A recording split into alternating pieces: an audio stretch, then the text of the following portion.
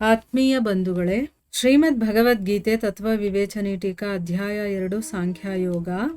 ಇದರಿಂದ ನಾವು 47ನೇ ಶ್ಲೋಕವನ್ನು ತಿಳ್ಕೊಳ್ತಾ ಇದ್ವಿ. ಅದರಲ್ಲಿ ಮೊದಲನೇ ಪಾಯಿಂಟ್ ಏನು ತಿಳ್ಕೊಂಡ್ವಿ?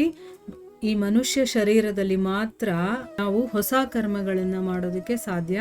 ಸೊ ಅದಕ್ಕೋಸ್ಕರನೇ ನನ್ನ ಕರ್ತವ್ಯ ಅಂತ ತಿಳ್ಕೊಂಡು ನಾವು ಹೊಸ ಕರ್ಮಗಳನ್ನು ಮಾಡೋದಕ್ಕೆ ಶುರು ಮಾಡಬೇಕು. ಅದರಿಂದ ನಾವು ಭಗವಂತನ ಪ್ರಾಪ್ತಿಯನ್ನು ಮಾಡ್ಕೊಳ್ಬೋದು ಅಂತ ತಿಳ್ಕೊಂಡ್ವಿ. ಎರಡನೇ ಪಾಯಿಂಟಲ್ಲಿ ಏನು ಹೇಳ್ತಾರೆ?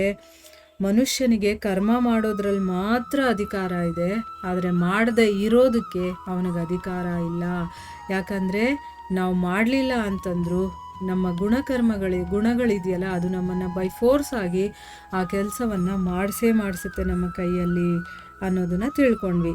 ಈಗ ಮುಂದುವರೆದು ಅದೇ ವಿಷಯದ ಬಗ್ಗೆ 3ನೇ ಅಧ್ಯಾಯದಲ್ಲಿ 33ನೇ ಶ್ಲೋಕದಲ್ಲಿ ಭಗವಂತ ಏನು ಹೇಳಿದಾನೆ ಅಂತ ತಿಳ್ಕೊಳ್ಳೋಣ.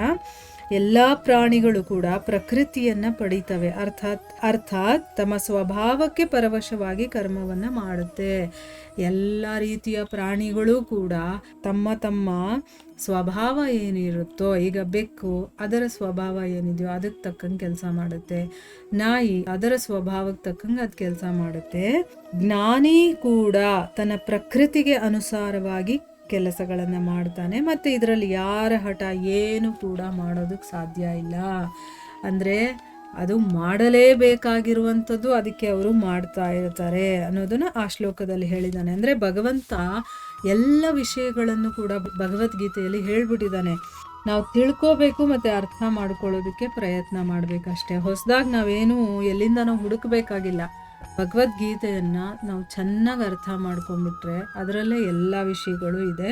ಇನ್ನು 18ನೇ ಅಧ್ಯಾಯದಲ್ಲಿ ಇದೇ ವಿಷಯವಾಗಿ 59 ಮತ್ತು 60ನೇ ಶ್ಲೋಕದಲ್ಲಿ ಹೇಳಿದ್ದಾನೆ. ಏನು ಹೇಳಿದ್ದಾನೆ ಅಂತಂದರೆ, ನೀನು ಯಾವ ಅಹಂಕಾರದ ಆಶ್ರಯವನ್ನು ಪಡ್ಕೊಂಡು ನಾನು ಯುದ್ಧ ಮಾಡೋದಿಲ್ಲ ಅಂತ ನೀನು ನಿರ್ಧಾರ ಮಾಡಿದೆಯೋ, ನಿನ್ನ ಈ ನಿಶ್ಚಯ ಏನಿದೆಯೋ ಇದು ಮಿಥ್ಯೆಯಾಗಿದೆ. ಅಂದರೆ ಸುಳ್ಳಪ್ಪ, ಇದು ನಡೆಯೋ ಅಂಥದ್ದಲ್ಲ. ನೀನು ನಿರ್ಧಾರ ಮಾಡಿರ್ಬೋದು ನಾನು ಯುದ್ಧ ಮಾಡೋದಿಲ್ಲ ಅಂತಂದ್ಬಿಟ್ಟು, ಆದರೆ ಇದು ಸುಳ್ಳು. ಯಾಕೆ ಅಂತಂದರೆ ನಿನ್ನ ಸ್ವಭಾವ ಅನ್ನೋದಿದೆಯಲ್ಲ, ಅದು ನಿನ್ನನ್ನು ಬಲವಂತವಾಗಿ ಯುದ್ಧಕ್ಕೆ ತೊಡಗಿಸುತ್ತೆ. ಅಂದ್ರೇನು, ಅಂಥ ಪರಿಸ್ಥಿತಿನ ಕ್ರಿಯೇಟ್ ಮಾಡುತ್ತೆ.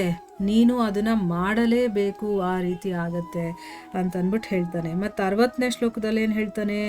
ಹೇ ಕುಂತಿ ಪುತ್ರನೇ, ಯಾವ ಕರ್ಮವನ್ನು ನೀನು ಮೋಹದ ಕಾರಣದಿಂದ ಮಾಡೋದಕ್ಕೆ ಇಷ್ಟಪಡ್ತಾ ಇಲ್ವೋ ಅದನ್ನು ಸಹ ನಿನ್ನ ಪೂರ್ವಕೃತ ಸ್ವಾಭಾವಿಕ ಕರ್ಮದಿಂದ ಬಂಧಿಸಲ್ಪಟ್ಟು ಪರವಶನಾಗಿ ಮಾಡ್ತೀಯ. ನೋಡಿ ಎಷ್ಟು ಚೆನ್ನಾಗಿ ಹೇಳಿದ್ದಾನೆ ಅಂದರೆ, ಈಗ ನಾನು ನನ್ನ ಮನೆಯವರು, ನನ್ನ ಸಂಬಂಧಿಕರು ನಾನು ಈ ರೀತಿ ನಡ್ಕೊಳ್ಳೋದು ಸರಿಯಾಗಿಲ್ಲ ಅಂತ ಡಿಸೈಡ್ ಮಾಡಿ ನಾನು ಆ ಕೆಲಸವನ್ನು ಮಾಡಲ್ಲ ಅಂತ ನಾನು ಹಿಂದೆ ಸರಿದ್ರೂ ಕೂಡ, ಅಂದರೆ ಇಲ್ಲಿ ಮೋಹದ ಕಾರಣದಿಂದ ನಾನು ಆ ಕೆಲಸವನ್ನು ಮಾಡೋದಕ್ಕೆ ಇಷ್ಟಪಡ್ತಾ ಇಲ್ಲ.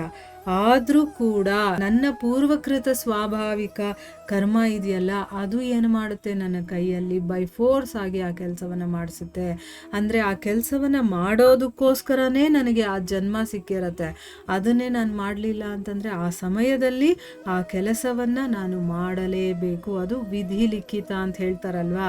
ಹಂಗಂದ ಮೇಲೆ ನೀನು ಮಾಡಲ್ಲ ಅಂತ ನಿನ್ನ ಅಹಂಕಾರದಿಂದ ಹೇಳಿದ್ರು ಕೂಡ ನೀನು ಮಾಡು, ನೀನು ಆ ರೀತಿ ಯೋಚನೆ ಮಾಡು, ಇಲ್ಲ ಅಂದರೆ ಬಿಡು. ಆದರೆ ನಿನ್ನ ಕೈಯಲ್ಲಿ ಆ ಕೆಲಸವನ್ನು ಮಾಡಿಸುತ್ತೆ ನಮ್ಮ ಕರ್ಮ ಅನ್ನೋದು ಇದರ ಅರ್ಥ. ನೋಡಿ ಎಷ್ಟು ನೀಟಾಗಿ ಎಕ್ಸ್ಪ್ಲೈನ್ ಮಾಡಿದ್ದಾನೆ. ಇಂಥ ಪರಿಸ್ಥಿತಿಯಲ್ಲಿ ಅವನಿಂದ ಆ ಅಧಿಕಾರದ ದುರುಪಯೋಗ ಆಗುತ್ತೆ. ಮತ್ತು ವಿಹಿತ ಕರ್ಮಗಳ ತ್ಯಾಗ ಮಾಡಿದ್ರೂ ಕೂಡ ಆ ಶಾಸ್ತ್ರಾಜ್ಞೆಯ ತ್ಯಾಗದಿಂದ ಕೂಡ ಅವನು ಶಿಕ್ಷೆಯನ್ನು ಕೂಡ ಅನುಭವಿಸ್ಬೇಕಾಗುತ್ತೆ. ಅಂದರೆ ಏನು, ಈಗ ನನಗೆ ಅಧಿಕಾರ ಭಗವಂತ ಕೊಟ್ಟಿದ್ದಾನೆ, ನೀನು ಒಂದು ಹೊಸ ಕರ್ಮ ಅಂದರೆ ಏನು, ಭಗವಂತನ ಪ್ರಾಪ್ತಿಗೋಸ್ಕರ ನೀನು ಒಂದು ಒಳ್ಳೆಯ ಕರ್ಮಗಳನ್ನು ಮಾಡಿ ಭಗವಂತನನ್ನು ಪ್ರಾಪ್ತಿ ಮಾಡ್ಕೋಬೋದು ಅಂತ. ಆದರೆ ನಾನು ದುರುಪಯೋಗ ಮಾಡಿದಾಗ, ಅಂದರೆ ನಮಗೆ ಅಂತ ಕೊಟ್ಟಿರುವಂತಹ ಕೆಲವೊಂದು ವಿಹಿತ ಕರ್ಮ ಇದೆಯಲ್ಲ ಅದನ್ನು ತ್ಯಾಗ ಮಾಡೋದ್ರಿಂದನೂ ಮತ್ತು ಶಾಸ್ತ್ರಾಜ್ಞೆ ಅಂದರೆ ಏನು, ಶಾಸ್ತ್ರದಲ್ಲಿ ಇಂಥ ಕರ್ಮಗಳನ್ನು ನೀನು ಮಾಡಲೇಬೇಕು ಅಂತ ಹೇಳಿರ್ತಾರೆ, ಅದನ್ನು ನಾನು ಮಾಡಲಿಲ್ಲ ಅಂತಂದ್ರು, ಅಂದರೆ ತ್ಯಾಗ ಮಾಡ್ತಾ ಇದ್ದೀನಿ ಅಂತ ನಾವು ಅಂದ್ಕೊಳ್ತೀವಲ್ವಾ, ಆ ತ್ಯಾಗದಿಂದಲೂ ಕೂಡ ಅವನು ಶಿಕ್ಷೆಯನ್ನು ಅನುಭವಿಸ್ಬೇಕಾಗುತ್ತೆ. ಅದಕ್ಕೋಸ್ಕರನೇ ನೀನು ಕರ್ತವ್ಯ ಕರ್ಮವನ್ನು ಅವಶ್ಯಕವಾಗಿ ಮಾಡ್ತಾ ಇರಬೇಕು. ಅವುಗಳ ತ್ಯಾಗವನ್ನು ನೀನು ಯಾವತ್ತೂ ಮಾಡಬಾರ್ದು. ನಮ್ಮದು ಅಂತ ಕರ್ತವ್ಯ ಇರುತ್ತಲ್ಲ, ಅದನ್ನು ಯಾವತ್ತೂ ಬಿಡಬಾರ್ದು. ನಾವು ಮಾಡ್ತಾನೆ ಇರಬೇಕು. ಅದರಲ್ಲಿ ಏನೇ ಕಷ್ಟಗಳು ಬರಲಿ, ತೊಂದರೆಗಳು ಬರಲಿ, ಅಡೆತಡೆಗಳು ಬರಲಿ, ಎಂಥ ಪರಿಸ್ಥಿತಿ ಬಂದರೂ ನಮ್ಮ ಕರ್ತವ್ಯಗಳನ್ನು ನಾವು ಬಿಡಬಾರ್ದು ಅನ್ನೋದನ್ನು ಇಲ್ಲಿ ಹೇಳ್ಕೊಡ್ತಾ ಇದ್ದಾರೆ. ಈಗ ನಾವೇನು ಮಾಡ್ತೀವಿ ಅಂತಂದರೆ, ಸ್ವಲ್ಪ ಏನಾದರೂ ನಮಗೆ ತೊಂದರೆ ಆಗೋಯ್ತು, ಕಷ್ಟ ಬಂದುಬಿಡ್ತು, ಅಥವಾ ಬೇರೆಯವರು ಯಾರೋ ಏನೋ ಹೇಳಿದ್ರು ಅಂತೆಲ್ಲ ನಾವೇನು ಮಾಡ್ತೀವಿ, ಅದಕ್ಕಿಂತ ಹೆಚ್ಚಾಗಿ ಭಗವಂತನನ್ನು ಪಡ್ಕೋಬೇಕು ಅನ್ನೋ ಕಾರಣವೂ ಇರುತ್ತೆ ಕೆಲವೊಬ್ಬರಿಗೆ. ಅದರಿಂದ ಏನು ಮಾಡ್ತಾರೆ, ತಮ್ಮ ಜವಾಬ್ದಾರಿಗಳಿಂದ ಕೈ ತೊಳ್ಕೊಳ್ತಾರೆ. ಅಂದರೆ ಏನು ಮಾಡಲ್ಲ ಅವರು, ಬೇಡ ನಾವು ಬಿಟ್ಬಿಡೋಣ, ಯಾಕೆ ಮಾಡಬೇಕು, ಬಿಟ್ಬಿಡೋಣ, ನಾನು ಭಗವಂತನನ್ನು ಪಡಿಬೇಕು, ನನ್ನ ಕರ್ತವ್ಯನೂ ಬಿಟ್ಬಿಡೋದು, ಕರ್ಮಫಲ ಸಿಕ್ಕಿಬಿಡುತ್ತೆ, ಮತ್ತು ನಾನು ಈ ಜನ್ಮಕ್ಕೆ ಬರಬೇಕಾಗತ್ತೆ, ಅದಕ್ಕೆ ನಾನು ಕರ್ಮವನ್ನೇ ಮಾಡದೆ ಸುಮ್ಮನೆ ಇದ್ಬಿಡೋಣ ಅಂತ ಸುಮ್ಮನೆ ಇದ್ಬಿಡೋದು. ಇದೆಲ್ಲ ಯಾವುದೂ ನಡೆಯೋದಿಲ್ಲ. ಯಾಕೆ ಅಂತಂದರೆ, ನಾವು ಬೈ ಫೋರ್ಸ್ ಆಗಾದರೂ ಆ ಕೆಲಸ ಮಾಡೋ ಥರ ಪ್ರಕೃತಿ ಗುಣಗಳಿದೆಯಲ್ಲ, ಅದು ನಮ್ಮ ಕೈಯಲ್ಲಿ ಮಾಡಿಸುತ್ತೆ. ಯಾಕಂದರೆ ನನ್ನ ಸ್ವಭಾವಕ್ಕೆ, ನನ್ನ ಕರ್ಮ ಫಲಕ್ಕೆ ಅಂತಲೇ ನಾನು ಈ ಜನ್ಮವನ್ನು ತೊಗೊಂಡಿರ್ತೀನಿ. ಇಲ್ಲಿ ನಾನು ಕಷ್ಟನೇ ಪಡಬೇಕು ಅಂತ ನನ್ನ ಹಣೆಯಲ್ಲಿ ಬರ್ಸ್ಕೊಂಡು ಬಂದಾಗ ನಾನು ಕಷ್ಟದಿಂದ ವಿಮುಖನಾಗೋದಕ್ಕೆ ಸಾಧ್ಯನೇ ಇಲ್ಲ. ಆಯಿತಾ?